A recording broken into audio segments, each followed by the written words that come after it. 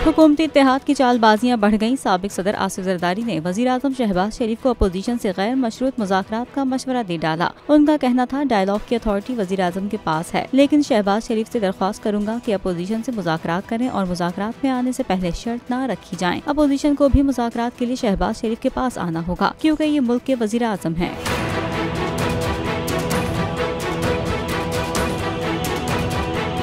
Peoples party के शरीक chairman Asif Zardari बोले, टीटीपी की थ्रेट्स मुझे भी थीं, लेकिन जहां लोग बुलाएंगे जाएंगे, फिर जो होगा देखा जाएगा। हम तो बलूचिस्तान भी जाएंगे और खैबर पख्तूनख्वा भी जाएंगे।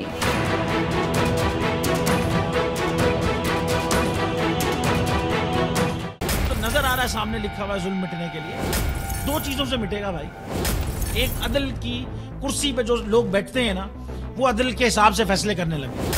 दूसरा कौम निकल खड़ेगी उस जुल्म के खिलाफ, तो जुल्म खत्म हो जाएगा। या इन दोनों में से कोई एक चीज हो जाए या दोनों हो जाए।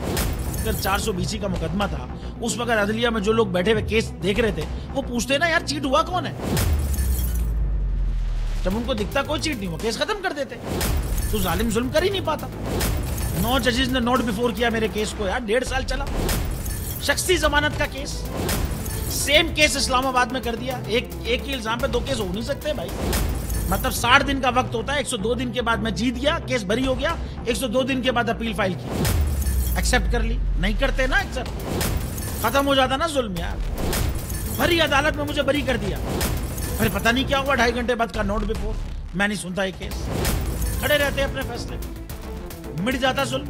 अल्लाह ताला ने बिठाया इस इन कुर्सियों पे इनको यार, ये अल्लाह ताला की तरफ से फैसले करते हैं।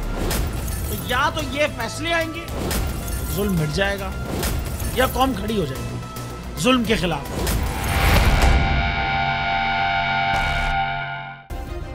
सब्सक्राइब करें और बेल दबाएं ताकि कोई खबर रह न जाए।